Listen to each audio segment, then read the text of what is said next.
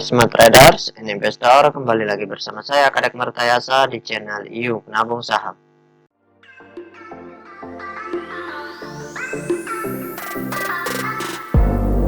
Nah, di episode kali ini kita akan membahas salah satu perusahaan yang di-request oleh Bobby.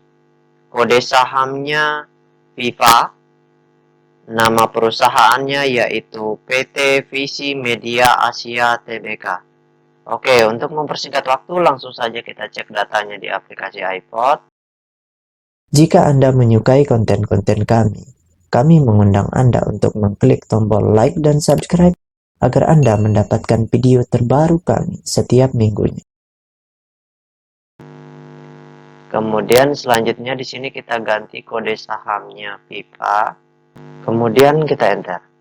Nah, kalau kita lihat grafiknya selama setahun terakhir, ternyata perusahaan ini baru akan memasuki tidur panjangnya.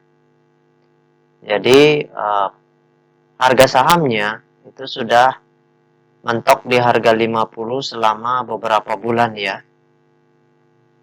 Nah, sekarang kita ingin lihat apa yang dilakukan oleh investor besarnya pada tanggal, kita lihat ketika terjadinya transaksi besar ini, yaitu tanggal 24 Agustus 2021. Kita ingin lihat di tanggal 24 Agustus 2021 ini apakah investor besarnya akumulasi atau distribusi seperti itu. Karena pada hari ini, di tanggal 24 ini, itu terjadi transaksi yang begitu besar seperti itu. Apa yang dilakukan oleh investor besarnya? Karena kalau sudah tidur seperti ini, yang kita analisa adalah transaksi-transaksi sebelumnya seperti itu.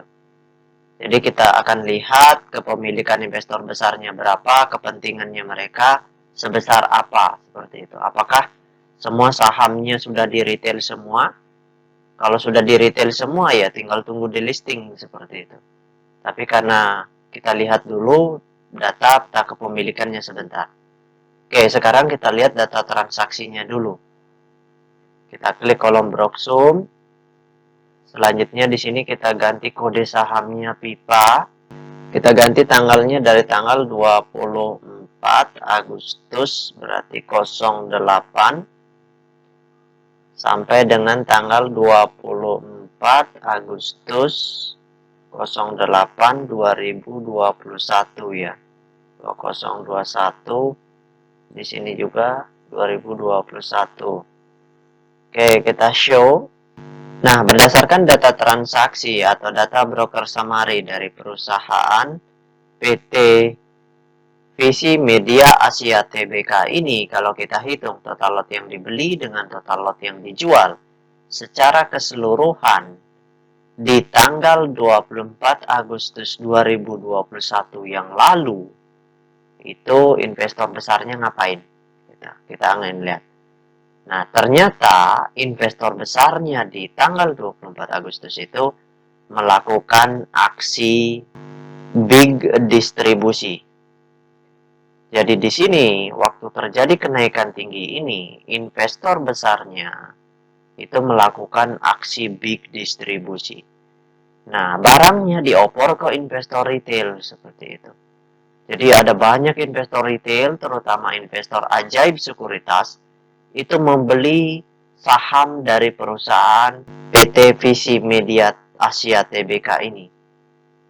Jadi semua sahamnya itu yang dijual oleh investor besarnya diopor atau diserahkan ke investor retail di hari tepatnya pada tanggal 24 Agustus ini.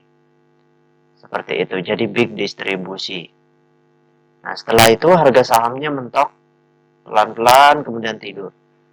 Nah, pertanyaannya sekarang, kalau dia investor besarnya big distribusi, bisa tidak kira-kira sahamnya akan naik kembali seperti itu? Nah, untuk menjawab pertanyaan itu, kita lihat data peta kepemilikannya. Jadi sebelumnya kita tutup dulu data transaksinya.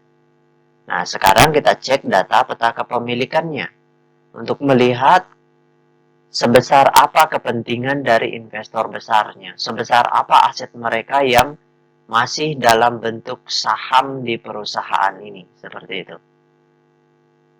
Tapi kalau misalkan barangnya dikuasai retail, nah itu yang sulit harga sahamnya bisa naik.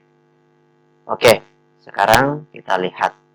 Nah, berdasarkan hasil riset yang saya lakukan dengan mengumpulkan data-data dari SRO Bursa Efek Indonesia dan data-data dari sekuritas, maka dapat ditarik kesimpulan bahwasannya 99,7% saham perusahaan PT Visi Media Asia Tbk ini telah dicetak dalam bentuk scriptless. Nah, ini pertanda buruk karena sudah 100% dalam bentuk scriptless. Tinggal sekarang kita berharap kepemilikan investor besarnya dalam jumlah besar, seperti itu. Nah, dan ternyata kepemilikan investor besarnya di sini sudah berkurang hampir 50% seperti itu. Yaitu kepemilikan mereka sebesar 52,6%. Nah, ini kepemilikan investor besarnya sudah berkurang sangat besar sekali ya. Sudah hampir 50% berkurang. Nah, sekarang pertanyaannya, barangnya dioper ke siapa? Seperti itu. Kalau sisanya dimiliki oleh retail, maka itu kalau kita asumsikan perusahaan ini akan tidur lama dulu.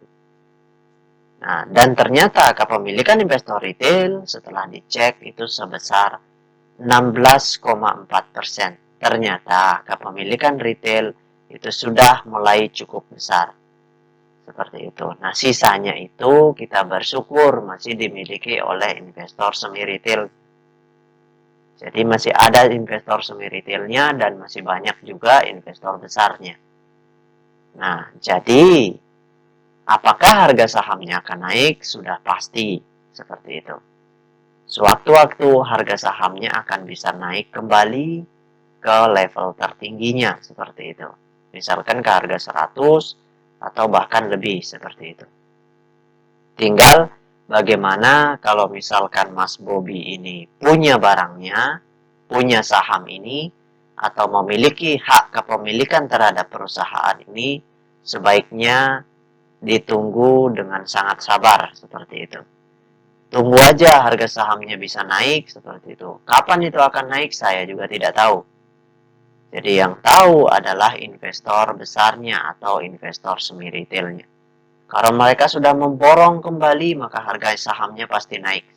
Nah, jadi kesimpulannya karena kepemilikan investor besar dan investor semi retailnya masih sangat besar, maka akan berpotensi naik kembali. Tinggal kita butuh kesabaran menunggu harga sahamnya bisa naik kembali seperti itu. Nah, jadi itu saja yang dapat saya sharingkan untuk Mas Bobby ya.